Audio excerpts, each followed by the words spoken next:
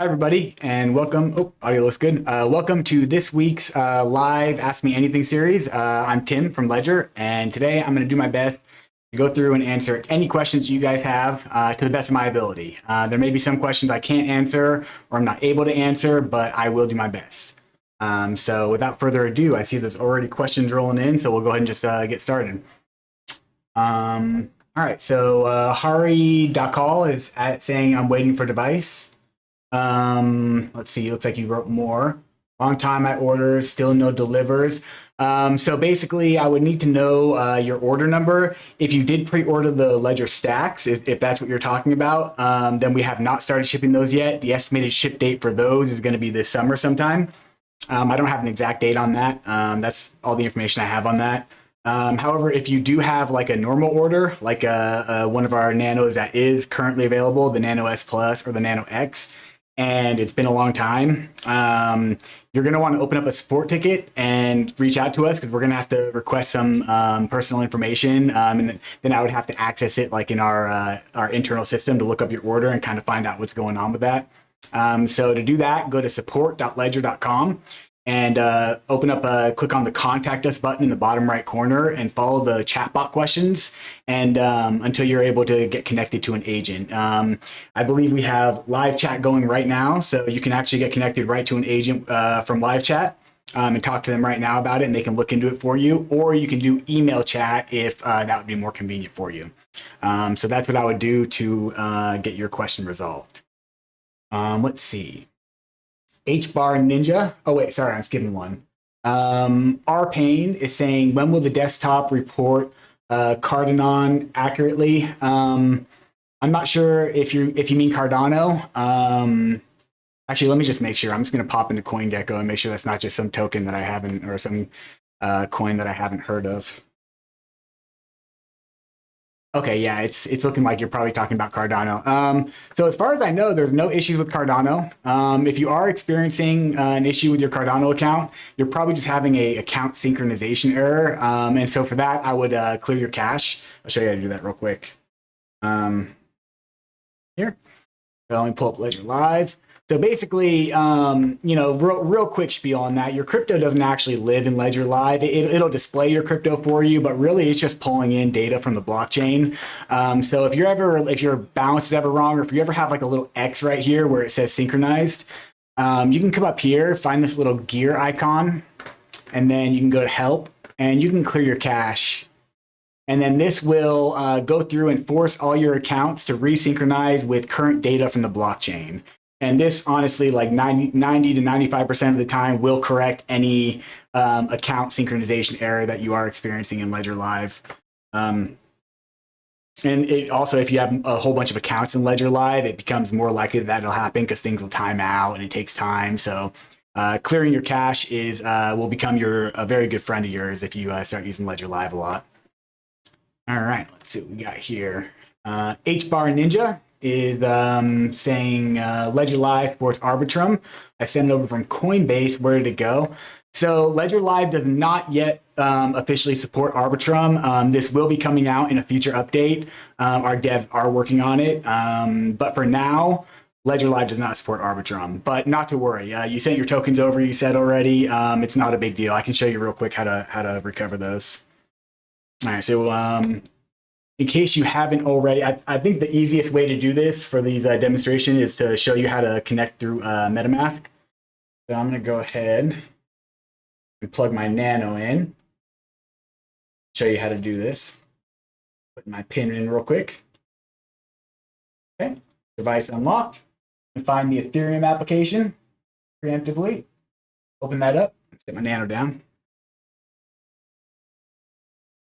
And I'm going to come up here. I'm going to open up MetaMask. There we go. And then I am going to, so first what you're going to want to do, you see I have a couple of different ledgers connected. So what you're going to want to do is you're going to go to this option here to connect hardware wallet. You'll choose Ledger. Make sure you have your device unlocked with the Ethereum app open before you click continue here. It's already detecting it that it's paired. I'm going to go ahead and connect it. Okay, so you can see it has all my accounts. I've already added my account in. I'm just going through this to show you the steps. So I'm not going to actually add this account in. It's already added in. So I'm going to cancel it from here, but you would click unlock. You would highlight that account and click unlock. And then once you get your ETH account in, import into MetaMask, you can then go to chainlist.org. And then you can find Arbitrum, which is right here. And you can just go ahead and add that. So if it doesn't auto connect, you can it'll say connect wallet up here. You'd want to connect your wallet, connect your MetaMask, and then you can add a network directly to MetaMask.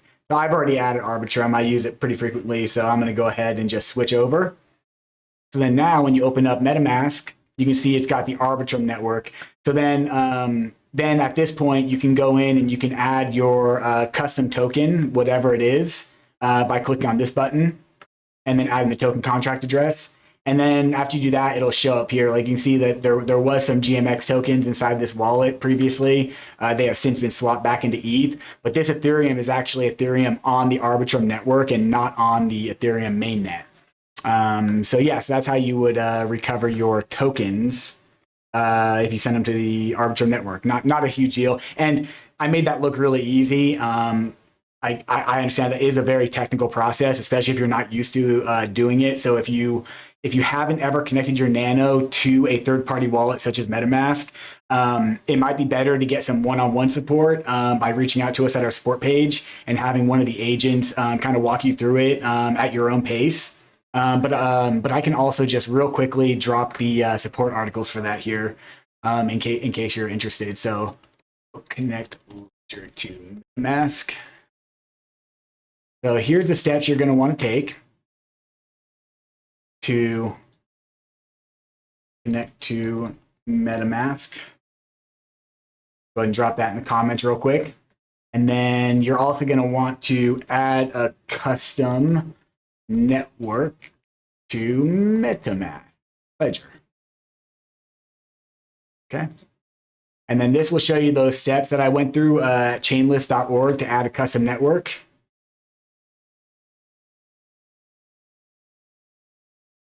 And that should get you pretty squared away. But if you run into any issues, if you have any, I mean, a lot of things can go wrong during this process. A lot of weird error messages that don't make any sense. So if anything like that happens to you, reach out to us and we'll help you get it all sorted out.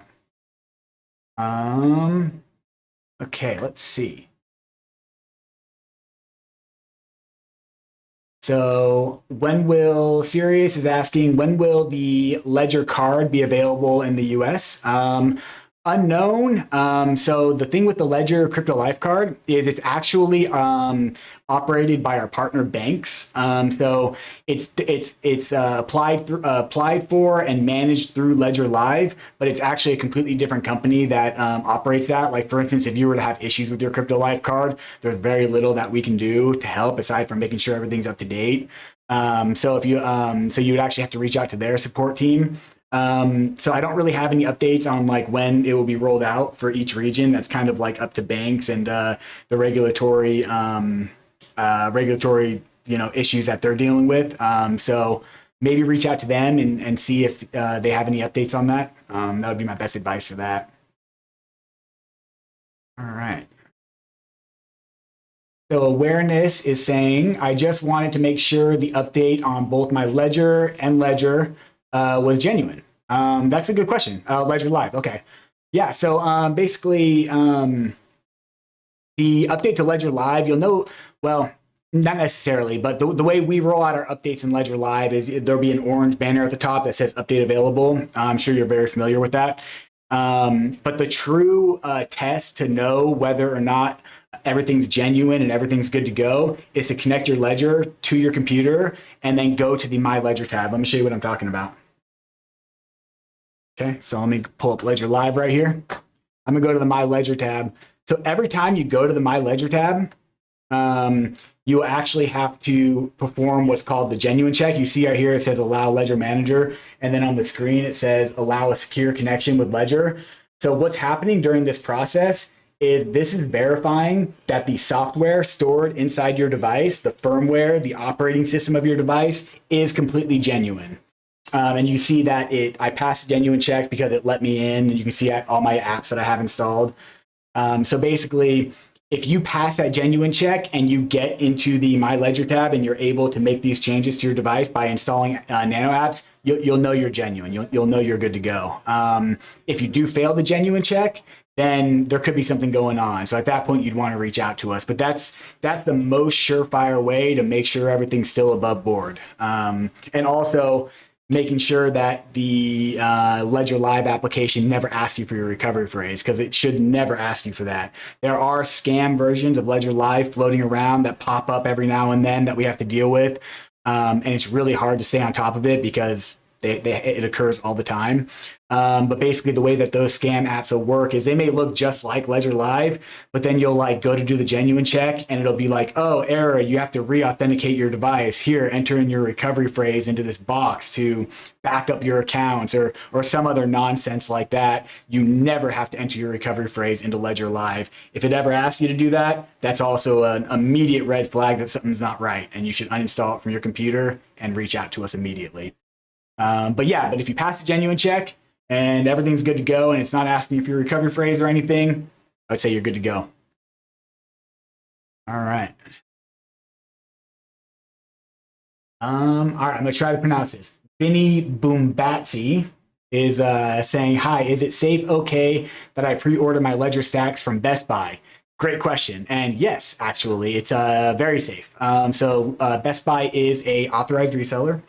And it's actually kind of the only way right now to place your pre-order is through Best Buy because they have a certain amount that's allocated. And from what I've been told, they still have devices available for pre-order. So if you are hoping to get your pre-order in and you have not been able to do so because we ran out of slots on our official website, head over to Best Buy and see if you can place it there. All right. Becky Forbes, great, got the live, awesome, welcome, happy to have you here. WWJD, I remember you from the other day. All right, so I'm like the Terminator, I'll be back. All right, that's awesome. And luckily I did a little bit of research because I anticipated you being back. And so let me show you Sparrow Wallet. And actually I'm gonna just, full disclosure, we actually already had like a beautiful Help Center article that explains how to manage your ordinals with your Ledger BTC account through the Sparrow wallet. And we have so many Help Center articles. I guess I had a DITS moment or something. I'm not sure. But here, I'm going to go ahead and drop it in the comments for you. And then I'm going to show you Sparrow wallet and how you can kind of manage that. Although I don't currently have any ordinals, so I can't actually show you. But I can show you the process to connecting and how you would manage it. So manage ordinals, Ledger. All right, storing and managing Bitcoin ordinals with your Ledger. All right, so I'm just going to say ordinals here and drop that article for you to check out. All right, cool. Let me open up the Sparrow wallet and make sure I'm not in the My Ledger tab. Okay, there we go. All right, so we got Sparrow wallet here. Oh, light's falling over.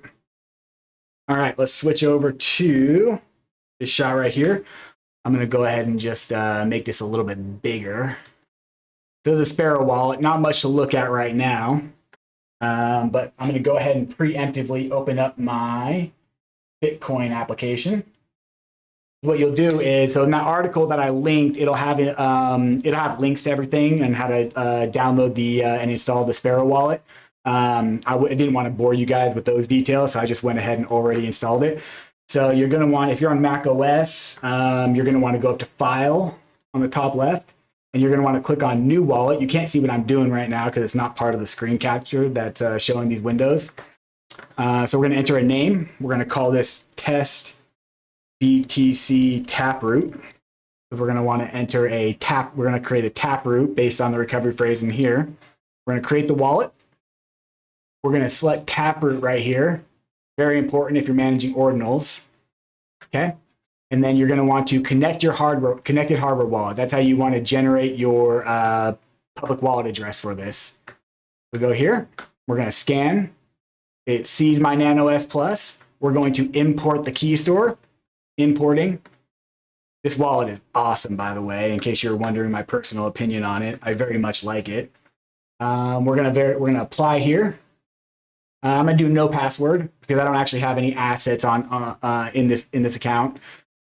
So we're gonna do no password, and then just like that, you're in. So you can come up here. You can see right off the bat that there are no transactions for this account right now. But if there were any transactions, you'd be able to see them all right here lined up. You can actually go down here. You can see all of your, these are all of the receive addresses. So Bitcoin uses the UTXO method for account creation, meaning that, let me switch this over to explain it a little bit better. So with Bitcoin, you have your XPub address, which is your extended public key. And from your extended public key, it can derive an unlimited amount of UTXO or change addresses, they're sometimes called. And so anytime you receive Bitcoin into your wallet, your XPub will derive a new change address. And it'll keep doing that every single time. And if you send Bitcoin out of your wallet, it'll use those the amount of UTXOs it needs to cover the balance that you're trying to send. And then any additional remaining, like let's say you have 5 UTXOs and you have 0.5 Bitcoin in each one. So you have 2.5 total Bitcoin, and you want to send 3 Bitcoin to your friend. You want to send 1 Bitcoin to your friend. It would send the first 2 UTXOs with 0.5 each, and since that is the total amount of Bitcoin, they will not use the next UTXO. But let's say you had 0.6 Bitcoin in your second UTXO, it would send that extra 0.1 Bitcoin back to your next UTXO, and it just keeps stacking UTXOs. That's why it's kind of like referred to as like a digital cash system. It's very much like spending a $100 bill at the store, receiving change back from the cashier. It's really the same principle. Let me switch back to show you a little bit more on here. All right, so then you can look at your individual UTXOs here. This is where you would look if you had an ordinal in your wallet. You would want to so it would look similar to this right here. These are all UTXO addresses. However, these are all unspent addresses, meaning that they've never received Bitcoin. Any address that receives Bitcoin would then be listed here under your UTXOs.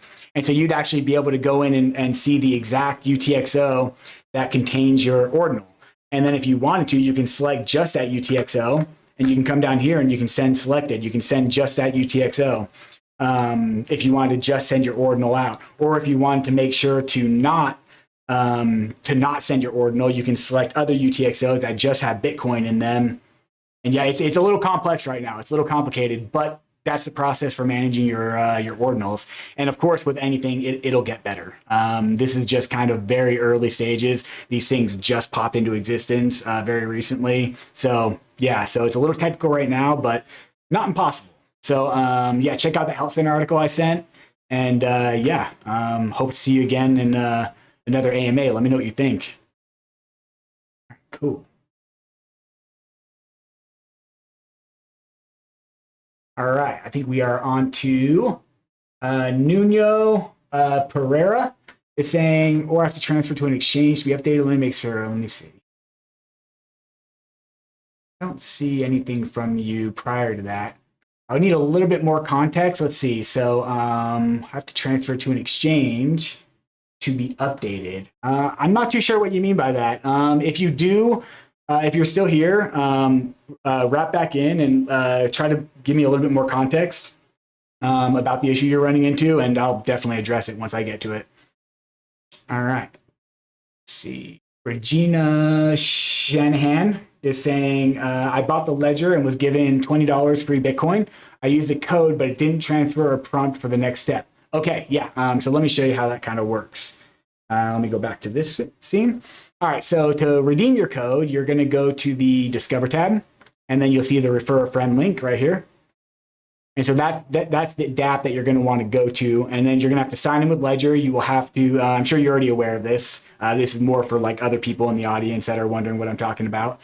So if you do get the Bitcoin gift card, this is how you would redeem it. So you would create your account, you'd sign in with your Ledger. You would have to use an Ethereum account, which is going to be used as a placeholder for your digital identity. Your Bitcoin will be received in your Bitcoin account. But yeah, basically after you after you go through the process and you do everything, you have to wait 30 days before the Bitcoin becomes available. So you should see in this page, you should see like the balance that may become available with like a countdown timer, like a date. And it'll be 30 days from the day that you submit it. And so once that time has elapsed, the button will change to claim Bitcoin, and you'll be able to claim your Bitcoin. And then it'll send it directly to your Bitcoin wallet address. So yeah, I hope that is clear enough. Yeah, honestly, I really should get my hands on a one of those gift cards, purely for demonstration purposes, so I can show you guys what that looks like. Let's see. One ledger card in the U.S. Yeah, I wish I had better updates for you on that. That's really going to be up to banks to push out that communication on when that they're able to roll that out, because remember, the Crypto Life card is powered through banks. It is operated by them. All right. Corn Dog is asking, what's the worst case you've had to help with, and what can you teach us from it? Wow, that's a really good question. I don't often get questions like that. It's a tough one. Okay. So, man. Worst case I've had to deal with. Ugh. It's definitely going to be a sorry for your loss case.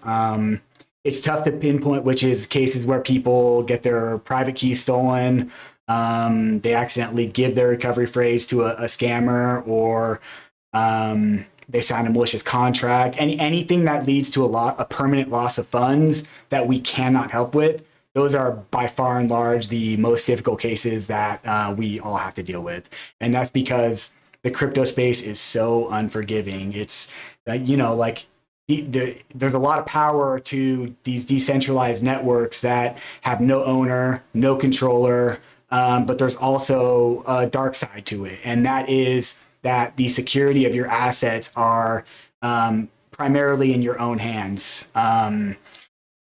They're only in your own hands, especially if you take the route of going self-custody. It's powerful in that no one can take that from you if you don't give it to them willingly.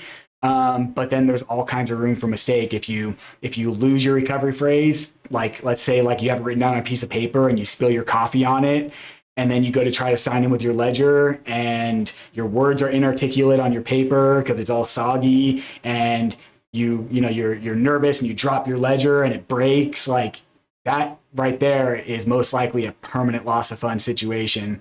So the most difficult one that I've ever had to deal with, and this is probably just because I was so new to the job, but within my first couple weeks, I got a user that reached out and said, hey, I accidentally sent my funds to the wrong address. Can you help me out with this? And one of the common questions we get is, can you reverse these transactions? Which if you're a veteran in the crypto space, you'll know that that's not possible. Nobody can reverse transactions in crypto.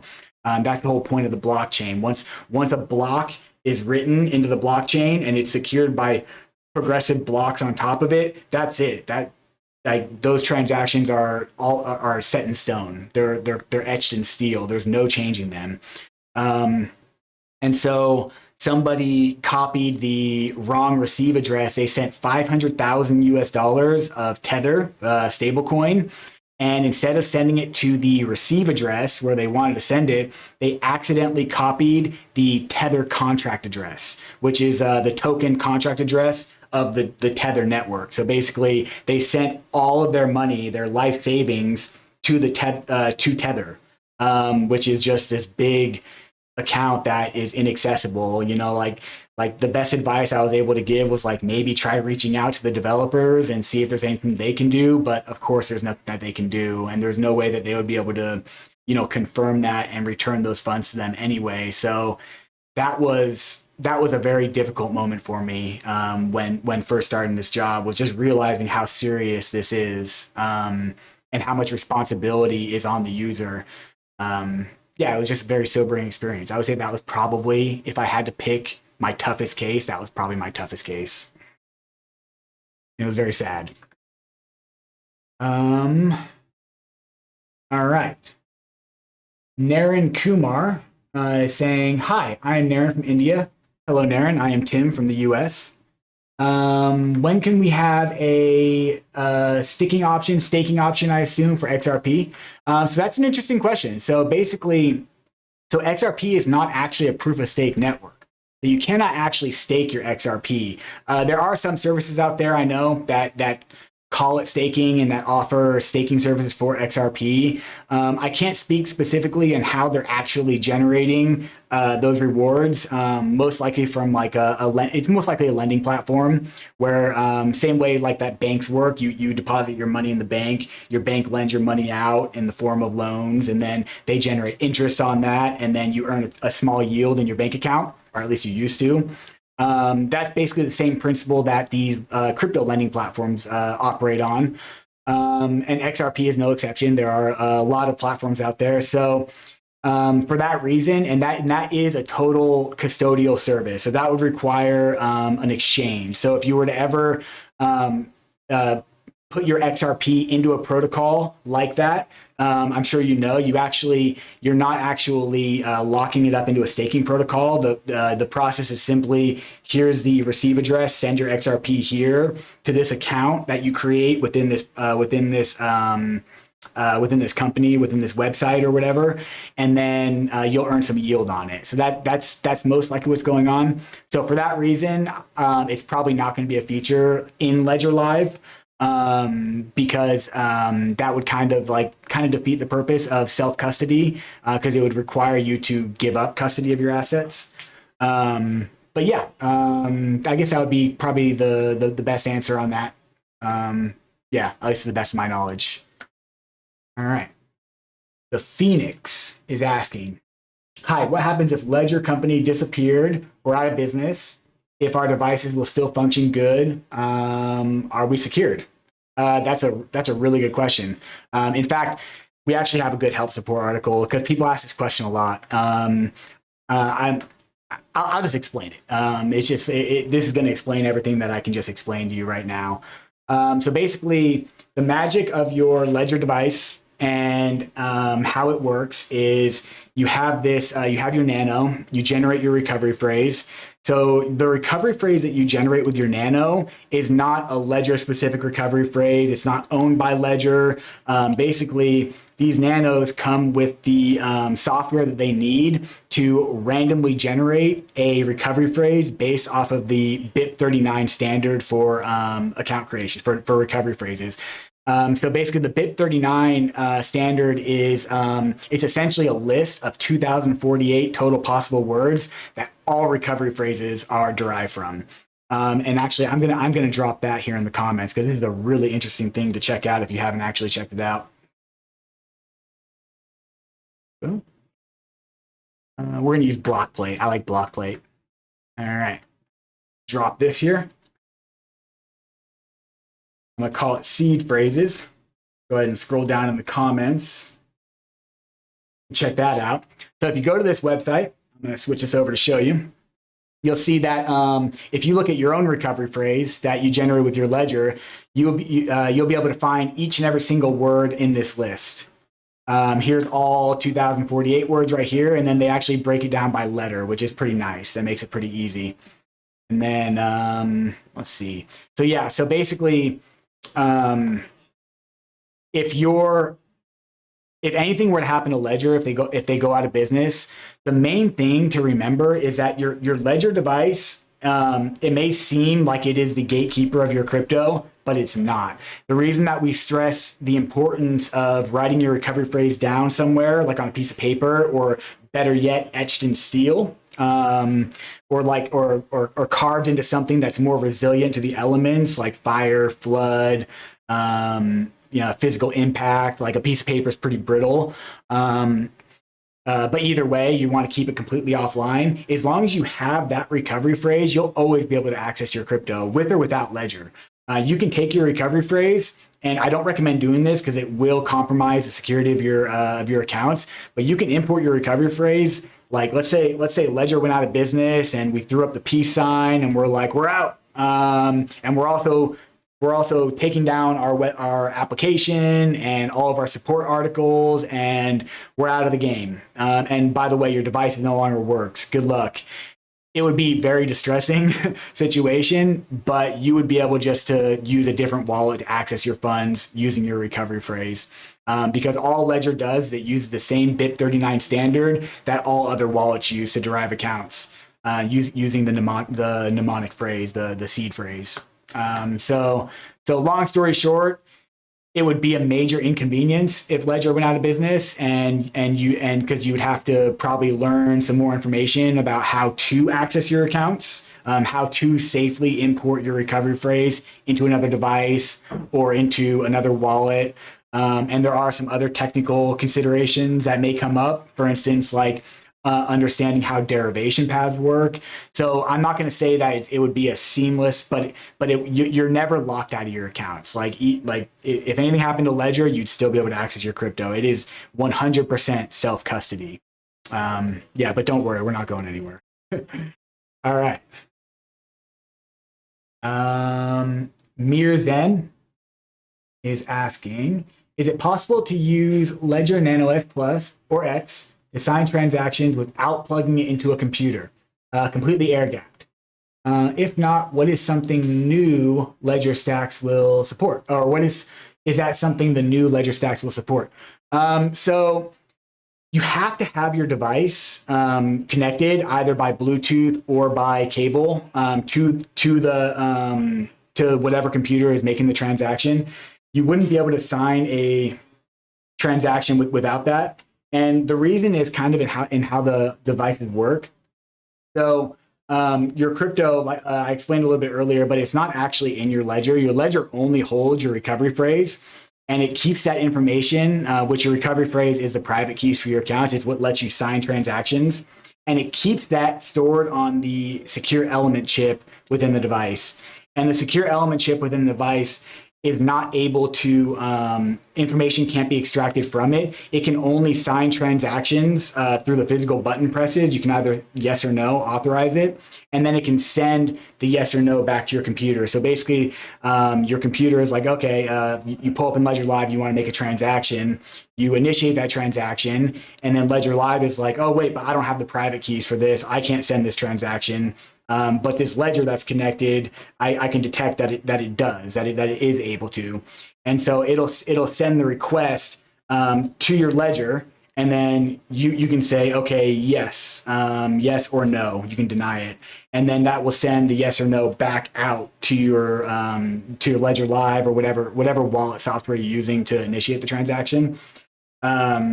So there may be a day when we have a product that is more like maybe has network capability and can connect on its own, and everything can be done from within the device. But for now, that's not a thing yet. And the Ledger Stacks will not have that capability. So Ledger Stacks will also have to connect either from Bluetooth or via wired connection to be able to sign that transaction within its secure element. And it actually works very much the same. The real cool thing about the Stacks is its ability to display images. Your NFTs, for instance, you can actually load any pictures onto it, which is pretty cool. And it also has much more expanded clear signing capability, which is, in my opinion, the biggest leap forward with that device, is that it will display much more of the transaction details that have a hard time fitting on the tiny little screen of the Nano. And so there will also be fewer transaction pages that you have to click through, because it'll all just be there visible on the Stacks. All right. I hope that answered your question.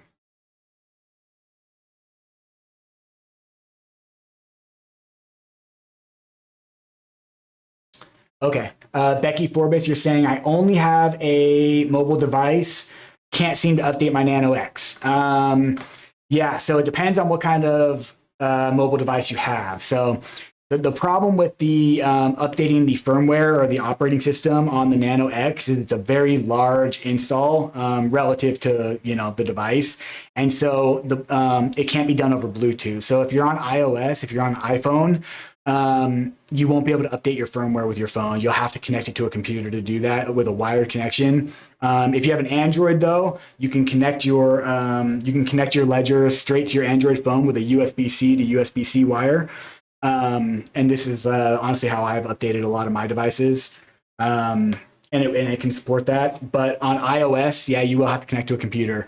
The good news, though, is that you can connect to any computer to do this. It doesn't have to be, you don't have to add any of your accounts. You don't ever have to share any of your crypto data with that computer. You can just install Ledger Live on that computer, connect your Ledger to it, update the firmware, and then uninstall Ledger Live, and gone without a trace. Because your device is not tied to your identity. Your crypto cannot, that computer will not be able to see your crypto on your device unless you authorize it by adding your accounts. And even then, you can just remove the accounts. I've actually helped people like in other countries, like in Mexico. Not too long ago, I helped someone who was having the exact same issue, and they're like, how the heck do I update this thing? Like, I don't have a computer. I do everything from my iPhone, and now it's glitching out. I can't sign transactions, and I'm like, so I helped him by instructing him what I just told you just now, and then he was actually able to go to an internet cafe and connected to a computer that allowed him to install applications, and he updated his firmware right there from a public internet cafe, and which is perfectly safe to do if you're in a pinch, or if you have a friend or family member that has a computer, then it's definitely perfectly safe to do it that way as well. All right. Oh, awesome. Thank you, Brady. Brady's in here kind of picking up the slack. I get a little heavy-winded with my answers sometimes. Appreciate that, Brady. All right.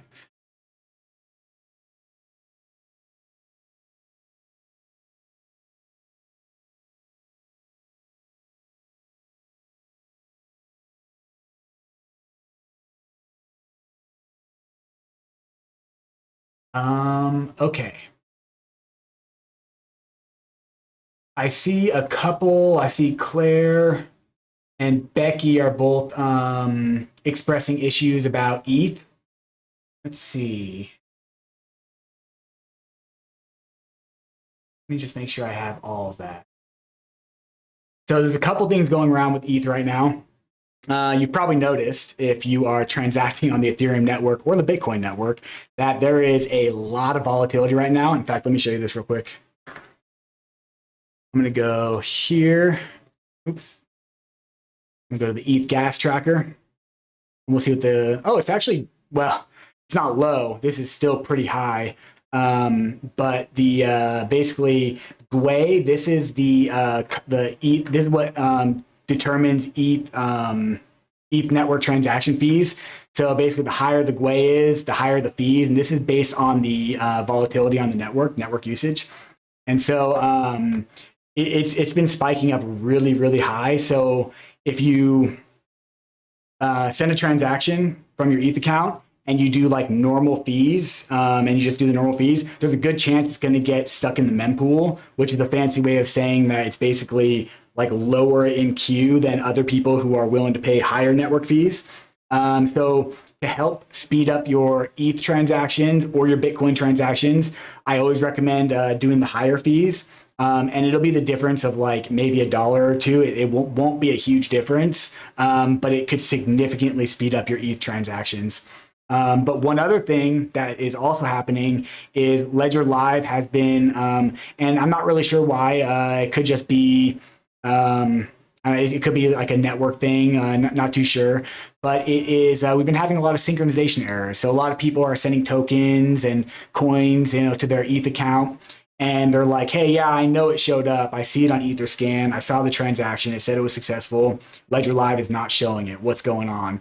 So if that's the case, if that's the issue you're running into, I already showed it once, but in case you weren't here, go up here to the little gear icon in the top right corner, and then go to the Help tab, and then go to where it says Clear Cache right here. Click on Clear, and then confirm that. And then this will reset Ledger Live and force it to force all of your accounts to sync back up with the blockchain. And it can take a couple minutes to do. Usually it's pretty quick. Mine already went through.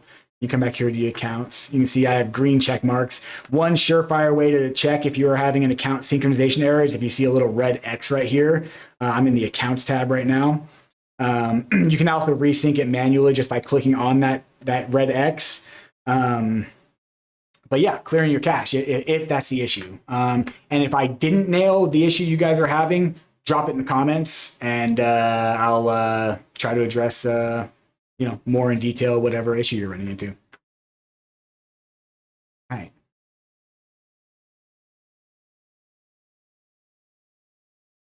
Very slow right now. Lots of network congestion right now. Naren Kumar, I believe I already answered your question, so I will go ahead and move on. Ben the Yellow Lab, still waiting for my stacks. Yeah, so the official, you may not have been here, but the official update that I can express is we are shipping out this summer. And I don't have any more exact dates than that, and I do apologize for that. But yes, I'm also waiting on the stacks. Oh yeah, good. Oh, thanks, WWJD. Yeah, if you are hoping to place a pre-order, then yeah, the Best Buy in the US, you can place a pre-order through them. And they do have available slots for that. Okay, Maurice Basanello, hope I pronounced that right. I'm having trouble moving Kusama from Coinbase to NanoX. It says wrong address. Please help. Okay, let me take a look real quick. Kusama.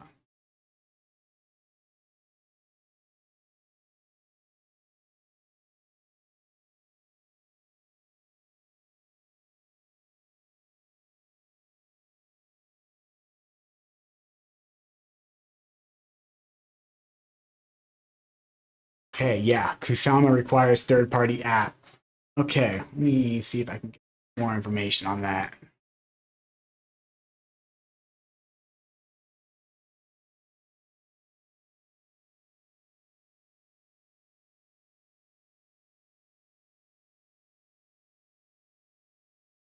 This. It looks like I don't have a lot of information on that. Yeah, I'm not too sure. So you'd have to use a third-party wallet for Kusama. It's not supported directly in Ledger Live unless you're transferring it as like a token on another network. Then it may be supported that way. But yeah, honestly, for that, I would need some time to look into your specific case and kind of see what's going on. Let me just check one more thing real quick.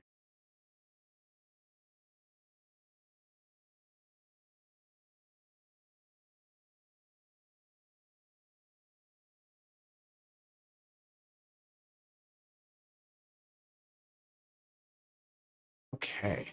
Yeah, I believe Kusama is, I could be wrong, but I believe it's a parachain on Polkadot.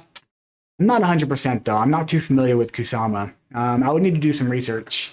Sorry I couldn't answer that one. But yeah, for that, it looks like Brady's actually addressing that. Brady might know. Yeah. All right. Hopefully he does. All right, let's see. What do we got here? Okay, yeah, AR. I did just talk about that. You may have dropped this after I answered that question, but you're asking, I wanted to ask what would happen if Ledger shuts down, what would happen to our assets. Your assets would still very much exist on the blockchain, secured by your private keys. So even if Ledger shut down, even if your device stopped working, you could just take your recovery phrase, import it into another wallet, and access your accounts that way. I'm going to go ahead and drop that support article that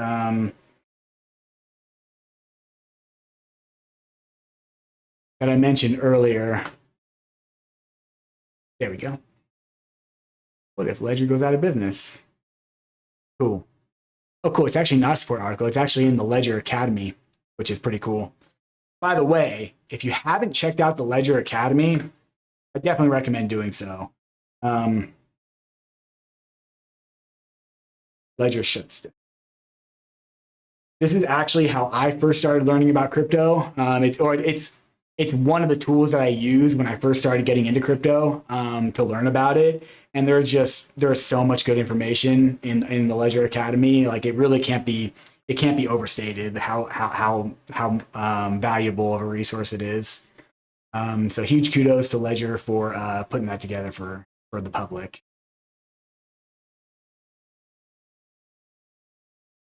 Becky, yep. Good answer. Yep. Well said. Okay. Okay, yeah. Yeah, H-bar Ninja. So basically, I think I answered this further up. But basically, you're going to want to access. So Arbitrum's not supported yet in Ledger Live. Not to worry though. Your funds are definitely still safe. Oh, it looks like Brady didn't answer that one. All right, cool. Yeah, yeah. Brady got you taken care of on that one. All right. Yes. Okay. So we got XRISTP. I'm not going to try to pronounce that. I don't even know if that is a pronounceable name. You're saying, I have Gala in my Ledger Nano X. Will I get airdrop next week? The answer is yes. Couple things to keep in mind. So make sure that you don't have your Gala tied up in any liquidity pools. Like if you have it in a DeFi protocol and you're earning yield on it in some way, then you won't get the airdrop. So basically on May 15th, the Gala network is going, so in 5 days, the Gala network is going to do a snapshot of all wallets. All wallets that hold Gala will then become eligible from that snapshot. So by May 15th, you want to make sure that all your Gala is just sitting in your account, just being boring basically in your account. And then the Gala network will snapshot that, and then you will automatically get airdropped your Gala V2 as soon as they release that, whenever it is they do that. So yes, make sure it's not on a centralized exchange, make sure it's not in any liquidity pools, make sure it's not locked up in any way, and you have nothing to worry about. No action needed on your part. All right. WWJD, brother, thanks for the help. Amazing. I do wish there was a way to do the same thing with the ordinal wallet, but I would download the Sparrow wallet, just look at the ordinal. Wait for that Ledger update, for sure. Yeah. Yeah, and I'm really hoping that it becomes a thing in Ledger Live eventually. I mean, there's a lot of people using it. Obviously, anyone who's transacting on Bitcoin right now knows that the fees are spiking up, which is a sign that there is a lot of competition for block space, which is a big commodity on Bitcoin. There's very limited block space. So the more transactions there are, the more data those transactions take up, the more expensive those transactions are going to be. So it's actually a good thing for the network. As people continue to use it, hopefully our developers are able to make that a thing in Ledger Live. Got my fingers crossed. All right.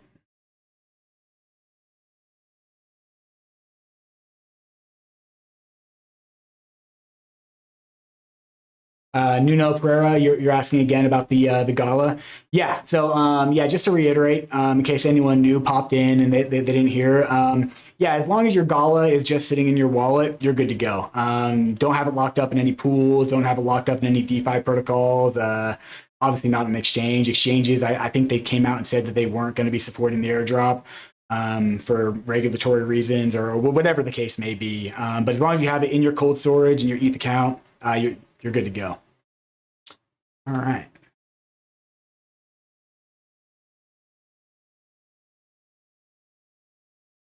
Let's see. What would you recommend? Rijal Patel is asking, what would you recommend, Ledger or Zum? I believe the Zum wallet is a software wallet.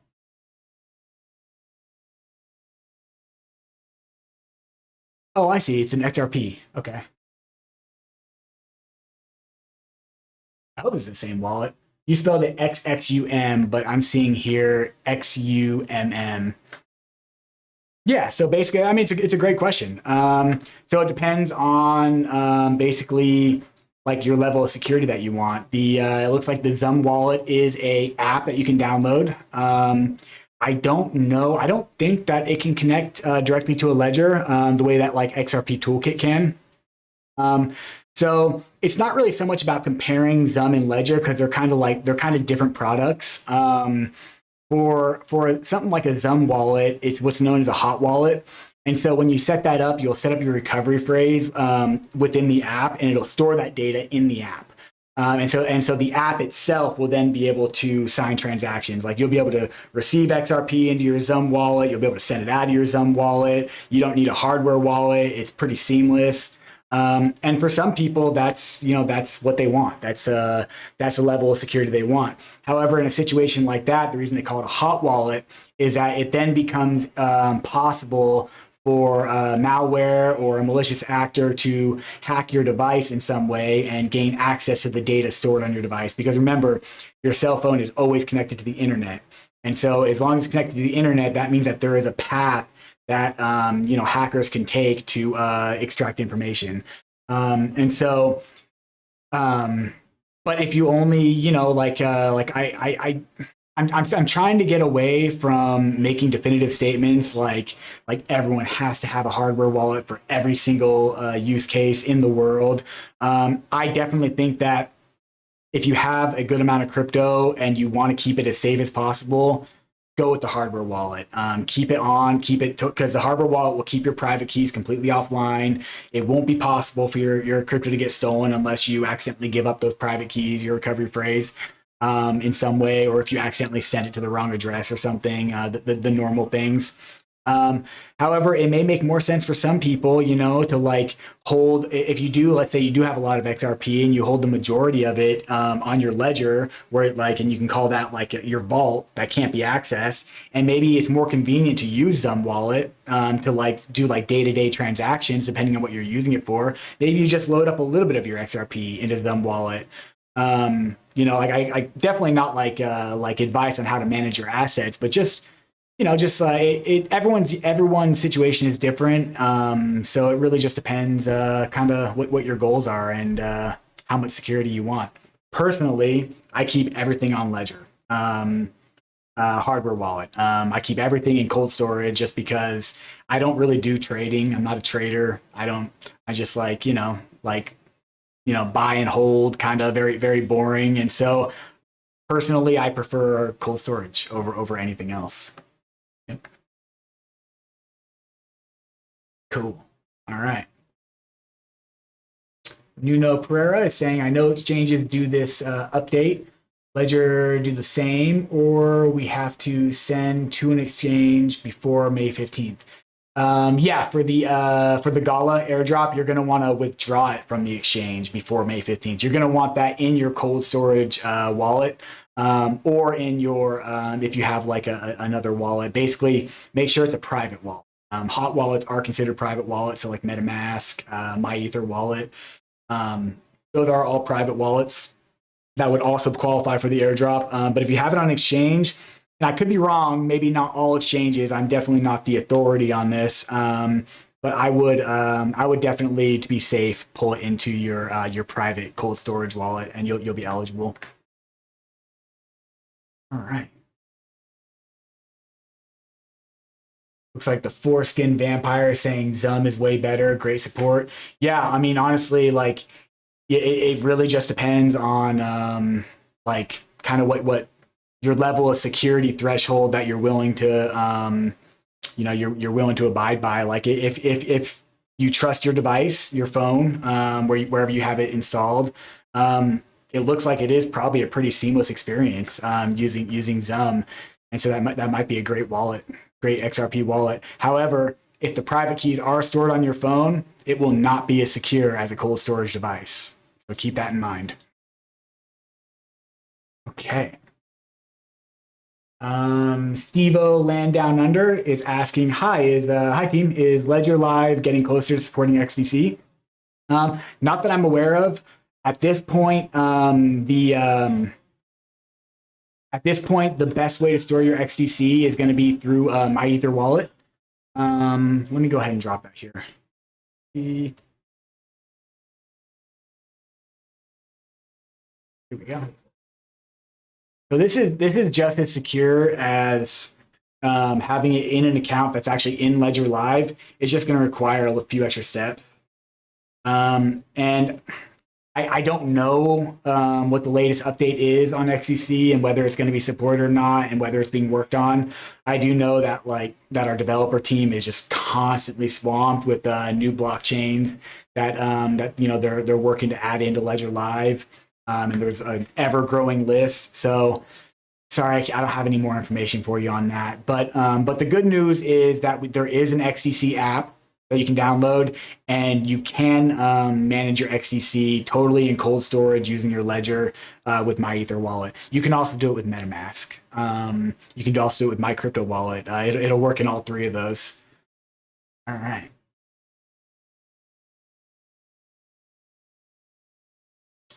Joseph Asbury is asking, I sent some XLM without the memo. Okay. I had everything else but the memo. Can I still recover it? So yeah, so basically it really depends on where you sent your XLM to. The short answer is yes, it's always recoverable. The kind of like longer answer on that is if you send it to an exchange, you may have to jump through some hoops to regain access to it.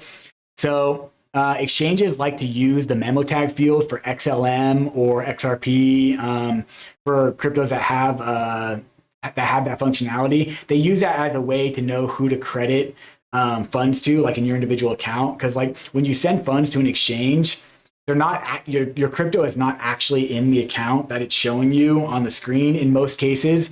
In most cases, that's just the it's just like looking at your numbers in your bank account app where it's like, this doesn't represent my actual dollars. This is just how much of my money the bank is holding. Very much the same with an exchange. It'll just show you, okay, let's say you send 1 ETH to your to the exchange. It's most likely going to be held in this gigantic sorry, let me use XLM. Let's say you send 10 XLM to the exchange. It's most likely going to be held in one of their gigantic, you know, XLM accounts that have like millions and millions of dollars worth of XLM in it.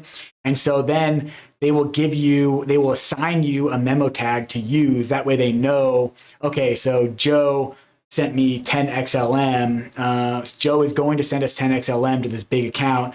You get this memo tag. Once we receive that with that memo tag, we're going to credit that to your account. And we're going to show that your account owns 10 of the total XLM in our account. And so sending to an exchange, it usually is required. However, if you did send your XLM to an exchange and you forgot the memo tag, they received it. 100%, they received it. Find the transaction ID, reach out to their support, explain your situation. They may have you jump through hoops like, oh, send us another transaction of this exact amount, or I've received differing reports from different exchanges on how they each handle it. But the one common thing is that I have not yet heard of an exchange that will not help. Eventually, they will help if you keep pressing, and they do have your XLM. So, however, if you send your XLM to a private wallet, like from an exchange to your ledger, or from like one of your like XLM account viewer, like a software wallet to your ledger, or vice versa, from private wallet to private wallet, no memo tag is ever required. That's not a requirement of the network. So yeah. Yep. Oh, and one more thing on that. If the exchange does tell you that a memo tag is required, you can just put any arbitrary value in there. I usually tell people just put 1, 2, 3, 4, 5 or something, something that the exchange will accept, and it'll still arrive in your wallet regardless of what that memo field says. All right.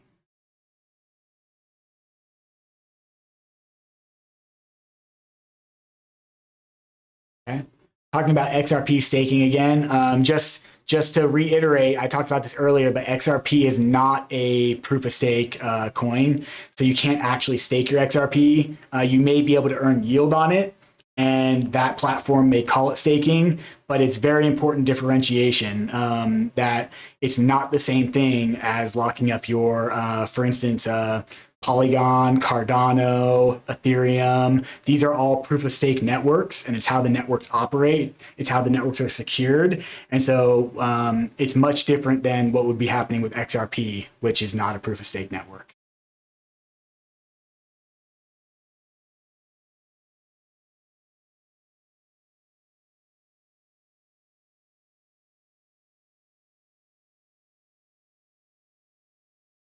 Okay. Flavio Leal is asking, any news about Ethereum Rocket Pool integration with Ledger Live? I actually do not have any updates on that. I'm gonna have to look into that. Yeah, I'm not sure. I haven't heard anything, not through the grapevine or otherwise. But yeah, it could be in the works for sure. There's a lot of things in the works that I'm not always privy to. Lot going on behind the scenes here at Ledger.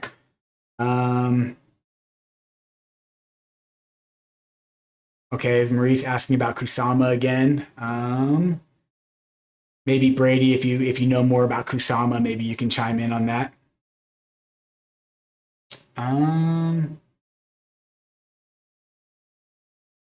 H-bar ninja. That's a Brady already answered that.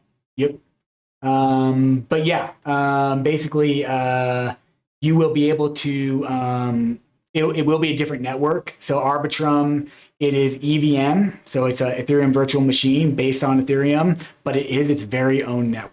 So when Ledger Live does support Arbitrum, which will be soon, from what I've been told, you will actually have to add a Arbitrum account to Ledger Live to be able to see your assets. And cool thing though about it is it will actually have the exact same wallet address as your Ethereum account. Very similar to if you've added a Polygon account or a Binance Smart Chain account to Ledger Live, you may have noticed that the receive address is the same on all three accounts, but they are different networks. It'll be the same deal with Arbitrum. Fuck YouTube is asking, why can't I buy a Stacks right now? So we don't have pre-orders enabled on our website, but you actually can go to Best Buy and place a pre-order through Best Buy. They still have devices available, from what I've been told. So yeah, check that out. Check out Best Buy.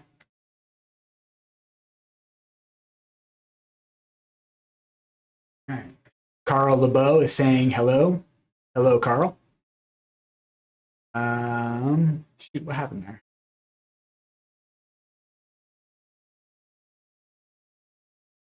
Dang, am I like really far behind?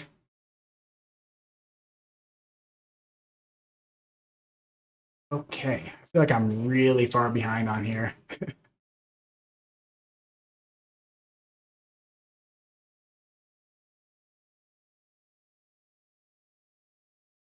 Okay, yes, I am very far behind on these comments. I will try to move a little bit quicker. Oh, actually, it looks like we're kind of already at time. I'm gonna answer a few more. I do this every time. If you've been to my other live streams, I always end up like losing track of the time and going over.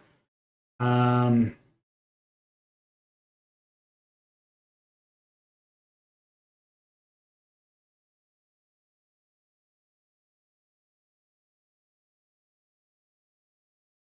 Yaniv is saying, any way to lower the network fees on Bitcoin? Got half of what I bought. Yeah, the network fees are crazy right now on Bitcoin. And there's really the short answer is no. There's no way to lower the network fees. How the network fees on Bitcoin work is each Bitcoin block can it's not the amount of transactions that it can store in it. It's the amount of data. So there's only a specific amount of data that can be stored in each Bitcoin block. And so you've probably heard about ordinals and all the NFT business happening on Bitcoin right now. Inscriptions is another name for it, but it's kind of it's gaining a lot of traction, a lot of momentum, and there are a lot of people building inscriptions and NFTs on Bitcoin right now. And this increases the amount of data that it takes up inside each block, which makes the block space in a Bitcoin transaction, since it's a finite, it drives up the price. So basically, the fees start going up, basically like a bidding war over block space. So really, there's no way to lower this until the network volatility dies down on Bitcoin. One thing you can do is you can wait until like the wee hours of the morning and hope that the fees are lower. You can broadcast your transaction for lower fees, and it may take a couple of days, it may take a few days to go through, if you're not in a huge rush, and then you can get away with paying a little bit less fees, and it'll just kind of like sit in the mempool until it comes up on being available. Yeah, it's kind of the best advice we can give on that. It's, Bitcoin is a totally decentralized network. It's outside of anybody's control. And it's just something that's happening right now on Bitcoin. So we're all just passengers on this crazy ride.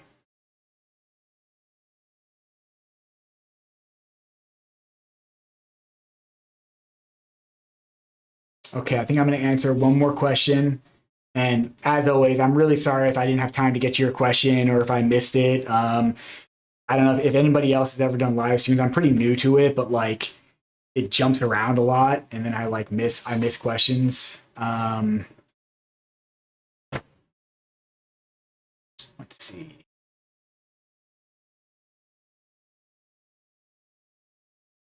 All right, let me scroll down to after, because Brady's been answering questions like a fiend.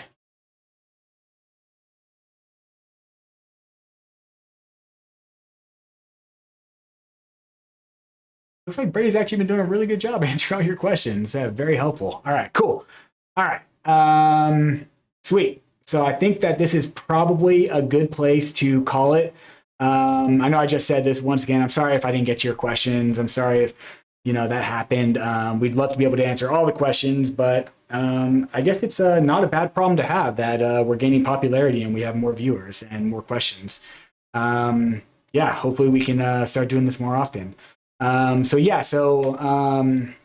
I will be doing an Ask Me Anything on Monday, same time. So it's going to be, let's see, Wednesday, Thursday. So 5 days from now. I think that our EU team will be doing one tomorrow at, let's see, 4:30 p.m. Pacific Standard, CET, I think, Central Eastern Time. I don't know if I said that right. CET, which equates to 7:30 a.m. Pacific Standard Time. It's going to be a 9-hour difference. So yeah, definitely check them out. They are extremely knowledgeable. Yeah, they're legends over there. They're the ones that started all of this. So definitely pop into their live stream if you can and ask your questions there. Otherwise, I will see you next week. I'll see you on Monday. All right, everybody, stay safe. Don't share your recovery phrase. All right, bye, everybody.